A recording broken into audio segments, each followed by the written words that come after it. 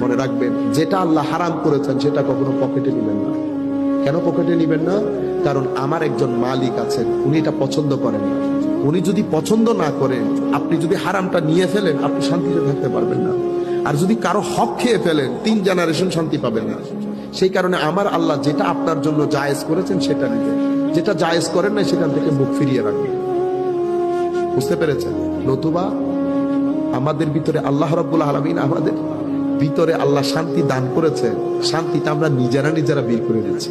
তো হুজুর গৌসুল আজম আব্দুল কাদের জিলানী রাদিয়াল্লাহু তাআলা বলছেন, যতক্ষণ পর্যন্ত তুমি আদত পরিবর্তন করবে না, ততক্ষণ কানেক্টেড হবে না, ততক্ষণ তুমি গাছ। যে আদত পরিবর্তন করবা, তুমি জিন্দা হবা। কারণ ওই নূর ধারণ করার জন্য কলব জিন্দা করতে হবে।